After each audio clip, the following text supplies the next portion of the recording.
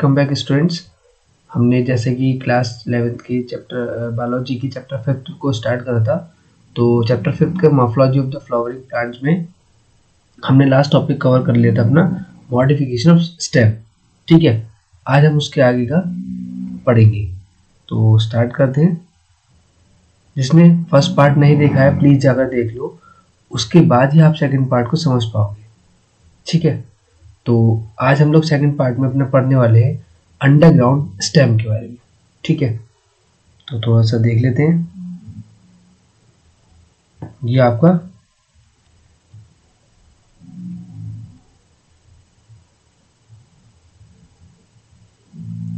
Part second है। ठीक, part second अपना यहां से पढ़ेंगे। तो देखते हैं इसमें इन्होंने क्या क्या चीजें बताई है। चलिए, इसमें अपने स्टार्ट करने वाले हैं अंडरग्राउंड स्टेम मॉडिफिकेशन के बारे में। लास्ट हमने अभी क्या पढ़ा था कि मॉडिफिकेशन ऑफ स्टेम कैसे होती है। अब हम पढ़ेंगे जो मॉडिफिकेशन ऑफ स्टेम है अंडरग्राउंड, यानी कि ग्राउंड के नीचे की तरफ उसका जो मॉडिफिकेशन है वो किस तरीके का है। तो पहला देखते हैं। पहला आपका आ जाता है सकर, सेकंड आया था आपका rhizomes, third one is called corm, and आपका फोर्थ आया आपका ट्यूबर, एंड लास्ट आता है बल्ब। ठीक है, ये नीचे कुछ इसके एग्जाम्पल दे रखे हैं कि इस तरीके की स्टेम जो है आपकी किन किन प्लांट्स में जो आपकी स्टेम ऐसी होती हैं, उनके जो फ्रूट रहते हैं, मतलब जो वो किस तरीके के फ्रूट में पाई जाती है। ठीक है, या फिर किस तरीके की वेजिटेबल में वो पाई जाती है। तो देखते हैं जो शक्कर आपकी स्टेम होती हैं वो आपकी मोस्टली मिंट और ट्राइस्मोथीलियम में आपकी पाई जाती है। ठीक, राइजोम में अगर बात करें तो राइजोम में आपकी जिंजर यानी अदरक में पाई जाती है, कॉर्म यानी कोलोकेसिया, ठीक, ट्यूबर यानी कि पोटैटो, जैसे कि आप लोग देखते हो ट्यूबिस्ट फॉर्म में होती है आपकी पोटैटो की, आलू, जिसमें ये ट्यूबर स्टेम मॉडिफिकेशन आपका पाया जाता है। साथ में आपका बल्ब यानी कि अनियन और गार्लिक।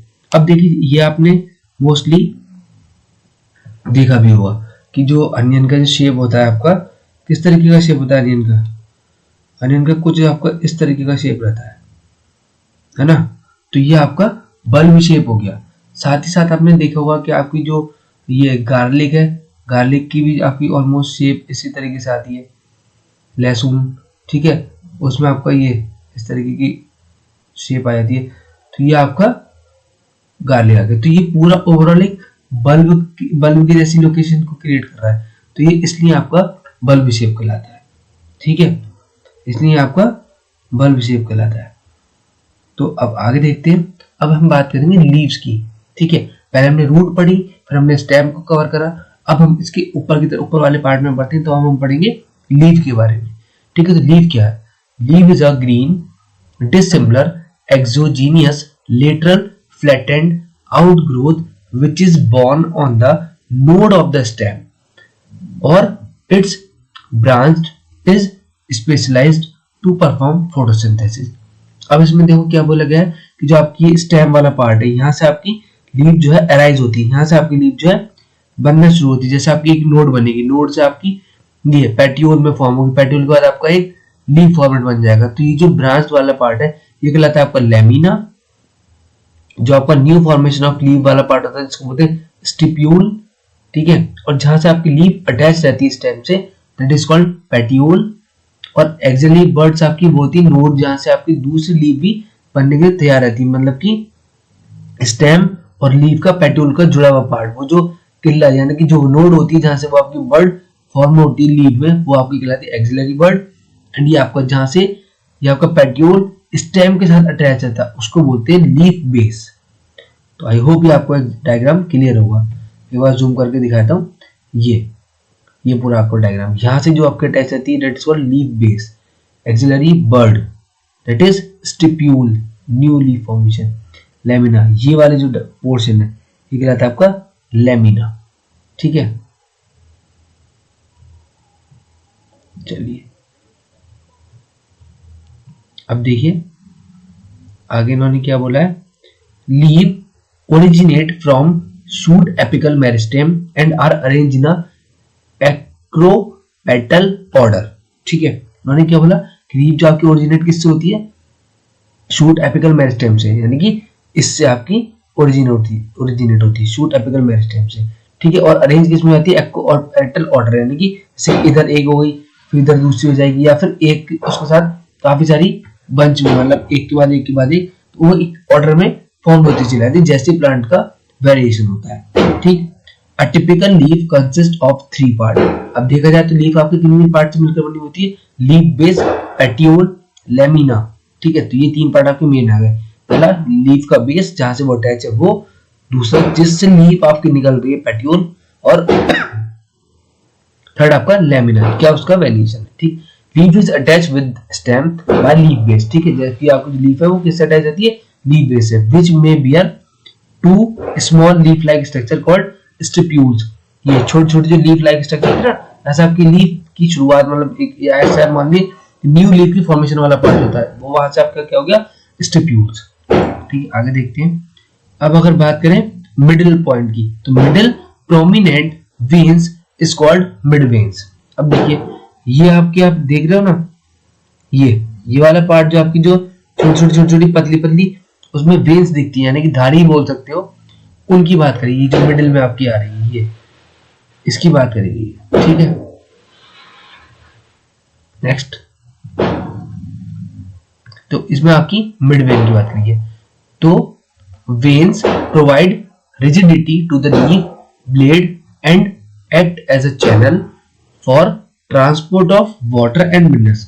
इसका काम क्या है आपका वेन्स का, ये आपके जो लीफ ब्लेड्स होते हैं उसमें आपका एज अ चैनल वर्क करते हैं, यानी कि अगर देखिए, अगर समझा जाए तो जैसे अब आपने देखा है कि कोई भी आपकी लीफ आ गई, ठीक है, तो ये आपकी उसकी बीच की डंडी यानी मिडरिब, ये उसकी वेन्स आ गई, तो ये आपकी एज अ, आपने ये देखा ना कि एज अ चैनल वर्क करती है। तो ये एज अ चैनल वर्क करती है, मतलब प्लांट के पूरे पार्ट में ये आपका जो transport of water and minerals का पूरा सपोर्ट प्रोवाइड कराती है, ठीक है। आगे देखते हैं, आगे क्या कहते हैं कि the arrangement of a veins and ventricles in a lamina is called venation. मतलब वो लीफ का वो वाला पार्ट जो आपका क्या होता है, जो आपकी मिड रिब हो गई या वेन्स का, यही अरेंजमेंट की कहां पर किस फ्लावर में या फिर किस लीफ में किस तरीके से दे रखे, वही वर्ड कहलाता है आपका वेनिएशन, ठीक है। वेनिएशन वर्ड हो गया कि ये जो आपकी मिड रिब बनती है, एक बार फिर से समझिए, ये जो आपकी मिड रिब बनकर आती है, यानी कि ये, और कोई लीफ की अगर हम लोगों ने बात करी है तो उसमें आपके अगर ये वाला पार्ट जो बनता है, जैसे कि ये आपका कि किस फॉर्मेट में आपकी ये होंगी, ये आपका कहलाता है वेनिएशन, ठीक है। आगे देखते हैं रेटिकुलेट वेनिएशन या फिर पैरेलल वेरिएशन। रेटिकुलेट आपका हो गया एक के बाद एक, और पैरेलल आपका वो वाला हो गया जो आपकी लीफ कुछ इस तरीके से होती है, जिसमें आपका जैसे अगर यहां से भी ये है तो इसमें भी आपका सेम आएगा, ये इस फॉर्मेट में, ये आपकी पैरेलल वेरिएशन कहलाती है, यानी कि एक बराबर, ठीक है। और इसमें पैरेलल वाले में अगर देखा जाए तो पैरेलल में आपको कुछ इस तरीके का आता है, जैसे आपने देखा ग्रास में, पहले एक बार पढ़ लेते हैं, ये समझिए कि रेटिकुलेट वेनिएशन में क्या आता है आपका, वेनलेट्स फॉर्म अ नेटवर्क। इसमें देखो आप एक नेटवर्क क्रिएट कर रही है ये, ठीक है, एक जाल यानी कि नेटवर्क टाइप, ठीक। इसमें क्या है, अ नेटवर्क इज एब्सेंट, इस वाली पोर्शन में आपका कोई भी नेटवर्क नहीं होंगे, ठीक है।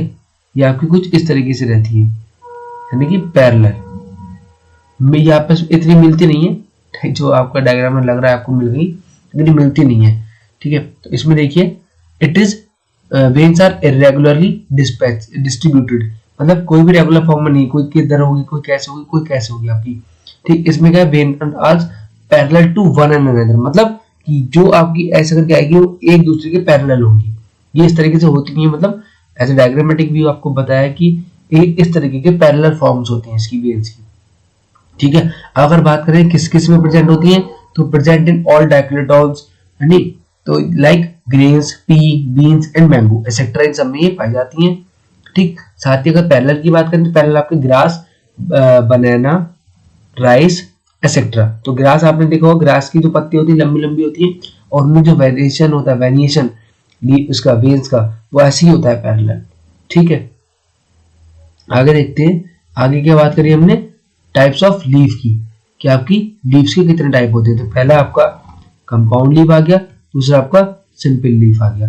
तो दो पार्ट आ गए। अब कंपाउंड में ही अगर बात करें, कंपाउंड में आपका पहला आता है पाइनेटली कंपाउंड लीव्स, दूसरा आपका आता है पल्मेटली कंपाउंड लीव्स। तो पाइनेटली और पल्मेटली लीफ कंपाउंड लीव्स में क्या डिफरेंस है वो देखते हैं थोड़ा सा आगे। ठीक, चलिए आगे बढ़ते हैं। तो अब इसमें देखते हैं आपका वो जो कंपाउंड लीफ की बात करी तो उसमें क्या क्या है। तो पहले जैसे कि अभी हमने पढ़ा कि पहले लीफ के दो टाइप थे, पहला कंपाउंड और सिंपल। ठीक है, तो अभी इसमें क्या पढ़ते हैं, सिंपल लीफ के बारे में। तो a leaf having a single or undivided lamina is called simple leaf. यानी कि वो जो लीफ है आपकी वो कैसी, single or undivided lamina. Lamina वाला पार्ट क्या था आपका, जो लैमिना वाला पार्ट है, एक सेकेंड, ये जो आपने देखा कि लीफ के ऐसे ऐसे निकले हुए होते हैं ना, ये कि जो लीफ के ये निकले हुए होते हैं, जिससे आपकी लीफ इस तरीके से बनी हुई थी, ये वाला पार्ट जो था लीफ का वो कहलाता है आपका लैमिना। ठीक, तो ये आपके डिवाइड ना हो यानी कि अनडिवाइडेड, वो कहलाती है आपकी सिंपल लीफ। तो सिंपल लीफ की फॉर्मेशन किस तरीके से हो जाएगी आपकी, कुछ इस तरीके से फॉर्म आपकी लीफ हो जाएगी। ठीक है, तो ये आपकी सिंपल लीफ में पड़ जाएगी। ठीक, यहाँ तक क्लियर, कोई डाउट? चलिए आगे बढ़ते हैं, आगे देखते हैं। The in seasons do not touch the midrib, examples mango and guava. तो उसके जो बीच वाले पार्ट होते हैं वो आपकी मिडरिब को टच नहीं करते। ठीक, when the incisors of lamina reach up to the midrib and breaking it into a number of leaflets, it is called compound leaf। अब देखिए अगर बात करी जाए तो उसके जो इंसिजन्स ऑफ लैमिना होते हैं, जो वो कांटेदार बाहर की तरफ निकले होते हैं, वो आपके मिड रिब को टच करते हैं and break into a number of leaflet, और उसको ब्रेक कर देते हैं, तो वो आपकी क्या कहलाती है, कंपाउंड लीफ। ठीक, इन अब कंपाउंड लीफ के दो पार्ट थे, पाइनेटली और पल्मेटली। तो पहले पढ़ते हैं pinnately. Pinnately compound leaf, a number of leaflet are present, यानी कि नंबर ऑफ लीफलेट की बात करिए, are present on a common axis, एक ही एक्सिस से आपके जो काफी नंबर ऑफ लीफलेट्स प्रेजेंट रहेंगे तो वो आपकी कहलाएंगी पाइनेटली लीव्स। इसका एग्जांपल आया था आपका नीम। बात करते हैं पल्मेटली कंपाउंड लीव्स की, तो the leaflets are attached at a common point, example silk या फिर कॉटन। अब इन्होंने क्या बोला कि उसके एक से ही काफी सारे, कॉमन एक्सिस से काफी सारे निकल जाते हैं। इन्होंने क्या बोला कि the leaflet are attached to a common axis, एक ही एक्सिस से वो सारे अटैच रहते हैं, और उसमें एक लीफ से बहुत सारे हो रहे थे, इसमें एक से ही सारे अटैच रहते हैं। तो ये कहलाती है आपकी palmately compound leaves, example silk and cotton. आगे देखते हैं, the pattern of arrangement of a leaf on the stem and branch is called phyllotaxy, phyllotaxy, यानी कि फाइलोटैक्सी क्या क्या टर्म है फाइलोटैक्सी, जो किसका arrangement, leaf on the stem, यानी कि स्टेम पर लीफ का जो अरेंजमेंट आपका कहलाता है वो कहलाता है phyllotaxy. In alternate type of phyllotaxy, single leaf arise at the each node as in China rose, यानी कि जो उसकी बीच वाला पार्ट होता है लीफ के, उससे single leaf arise as a each node as a China rose. जैसे आपने चाइना रोज देखा होगा यानी गुड़हल का फूल, तो उसमें अगर बात करें तो उसमें अल्टरनेट टाइप ऑफ फाइलोटैक्सी होता है, यानी कि जो लीफ के अंदर की जो वेरिएशंस होती है वो एक के बाद एक के बाद एक होती है। ठीक है, अब अगर बात करें अपोजिट टाइप ऑफ फाइलोटैक्सी की, तो a pair of a leaf arises from each nodes opposite to each other in guava. तो आपने गुआवा में जैसे देखा होगा कि अगर एक यहाँ है तो दूसरा उसके यहाँ होगा। ठीक है, मतलब अगर एक लीफ की अगर बात करें तो अपोजिट में क्या हो गया, जो बीच वाला पार्ट है, जैसे मिडरिब हो गया, मिडरिब के साथ में आपका एक आपकी वेन इधर आ गई, एक इधर आ गई, तो एक दूसरे के अपोजिट में चलना वो कहलाता है आपका अपोजिट टाइप ऑफ फाइलोटॉक्सी और क्या था फाइलोटैक्सी। और आपका अल्टरनेट वाले में क्या, अल्टरनेट वाले में कि एक यहाँ है तो दूसरी यहाँ, एक यहाँ दूसरी यहाँ, तो उस वाले में क्या हो जाता है आपका अल्टरनेट होता है। ठीक, तो अपोजिट वाला किसमें मिल रहा है आपका गुआवा में। आगे देखते हैं, in more than 2 leaves arise at a node and form a whole is called whole type of phyllotaxy as in Estonia। ठीक, तो क्या वर्ड बोला, मोर than 2 leave arise at a node, यानी कि एक नोड से 2 से अधिक लीव का फॉर्म होना, एंड फॉर्म अ होल यानी कि ग्रुप बना देना, मतलब 2 से ज्यादा का बना देना, तो वो क्या रहता है whorl type of phyllotaxy as in Alstonia. Alstonia plant का नाम है, उसमें आपका एक नोड से 2 से ज्यादा आपकी लीव फॉर्म होती है। ठीक, leaves are modified to perform other functions like converted to tendrils for climbing as in peas and spines for defence in cactus. अब अगर बात करी जाए तो लीव जो है आपकी, जो लीव है वो मॉडिफाइड हो जाती है, मतलब मॉडिफाइड अगर देखा जाए तो एज जैसे अगर प्लांट है तो प्लांट में फ्लावर के जो आते हैं, फ्लावर के साथ में क्या रहती है लीव्स। ठीक है, और अगर लीव्स का और ज्यादा अगर डेवलपमेंट देखें, मॉडिफिकेशन देखें, तो वो किस चीज में देखने मिलता है कि स्टेम से ही आपकी क्या निकल जाती है, तो आपकी टेंड्रिल्स और थॉर्न्स हो गए या फिर आपकी स्पाइन्स। ठीक है, जो कि यानी कि कांटे जिनकी बात करी गई है, और कुछ में क्या होता है कि आपको टेंड्रिल्स मिल जाते हैं। ठीक है, और या फिर सपोर्टिंग वाले, जैसे बेल की बात करी तो बेल में क्या होता है आपका, वो बेल जो है एक एक चीज के सपोर्ट से दूसरी जगह पे क्लाइंब कर जाती है, तो वहीं पर आपकी वैसे स्टेम रोल करने लगती है और वहीं पे आपकी जो आपकी लीफ वगैरह है वो बन जाती है। ठीक, और अगर बात करी जाए आपके थॉर्न्स और स्पाइन्स की, तो वो लीफ मॉडिफाई होगी, वो उस कांटों में इसमें डेवलप हो जाती है, जो आपके जो फ्लावर होते हैं या प्लांट्स उनको डिफेंस प्रोवाइड कराती है। जैसे अगर देखा जाए कैक्टस, तो कैक्टस का जो ग्रीन वाला पार्ट है अंदर का, उसको छूने के लिए सबसे पहले कांटों से गुजरना पड़ेगा, तो जो वो कांटे हैं उस ग्रीनी फ्लैशी पोर्शन को डिफेंस का काम कर रहे हैं। ठीक है, तो बचाव जिसे बोलते हैं। तो कई बार देखते हैं ना कि गुलाब के पेड़ पे भी अगर गुलाब तोड़ना है तो कांटे खाने पड़ेंगे वाला एग्जाम्पल, तो वही है कि कांटों से बचना है। तो जो कांटे हैं गुलाब के पेड़ को एज अ प्रोटेक्टिव वॉल और एज अ प्रोटेक्शन यानी डिफेंस प्रोवाइड करा रहे हैं। ठीक, अब बात करें इन्फ्लोरियंस की, तो इन्फ्लोरियंस टर्म क्या है, इसे समझते हैं कि इन्फ्लोरियंस टर्म क्या है। The arrangement of a flower on the flower axis इस टर्म एज इन्फ्लोरियंस। फ्लावर का अरेंजमेंट जो है वो इन्फ्लोरियंस कहलाता है। 2 मेन टाइप्स आ गए इसमें आपके, पहला इन्फ्लोरियंस और रेसिमोस, दूसरा काइमोस। 2 मेन टाइप है इन्फ्लोरियंस के, पहला रेसिमोस, दूसरा काइमोस। रेसिमोस में पढ़ते हैं the main axis arise continuously to grow, यानी कि जो मेन एक्सिस है वो कंटिन्यूअसली ग्रो रहती है, किसमें, रेसिमोस में। काइमोस में देखा जाए तो main axis terminates in flower having limited growth. ठीक है, वो टर्मिनेट हो जाती है जिनके फ्लावर में लिमिटेड ग्रोथ रहती है, किसमें, काइमोस में। रेसिमोस में देखते हैं flower are born laterally in an acropetal succession. Flower जो आपके लेटरली किन से होते हैं, एक्रोपेटल सक्सेशन की से आपके बोर्न होते हैं। एग्जाम्पल में देख लेते हैं रेडिश और मस्टर्ड। काइमोस में अगर बात करें तो फ्लावर आर बोर्न इन बेसी पेटल सक्सेशन। ठीक है, तो यानी कि बेस वाले पार्ट से। एग्जाम्पल आपके जैस्मीन और बोगनविलिया। ठीक है, रेसिमोस एंड काइमोस के बाद आके आते हैं फ्लावर पे। तो द फ्लावर क्या चीज है, the flower is a reproductive part of angiospermic plants for sexual mean of reproduction.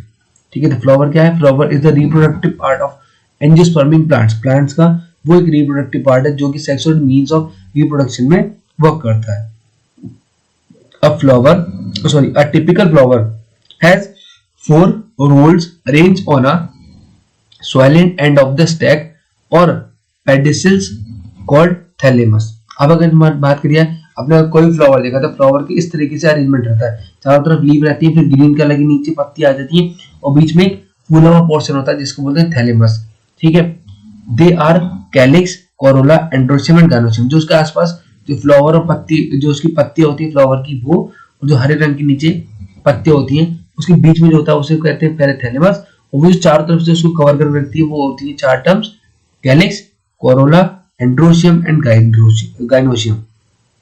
ठीक है, तो अब देखते हैं थोड़ा आगे। When a flower has both androecium and gynoecium the flower is called bisexual. अगर एक ही फ्लावर में एंड्रोशियम और गायनोशियम दोनों है तो वो कहलाएगा आपका बायसेक्सुअल, यानी कि दो, बाय मतलब दो, हैविंग ईदर एंड्रोशियम और गायनोशियम। अगर किसी फ्लावर में सिर्फ एक है, या तो गायनोशियम या फिर एंड्रोशियम, कोई एक है, तो वो कहलाता है यूनिसेक्सुअल। यूनि मतलब एक और सेक्सुअल मतलब जो उसमें सेक्सेस ही प्रेजेंट रहते हैं, तो यूनिसेक्सुअल बाइसेक्सुअल हो गया।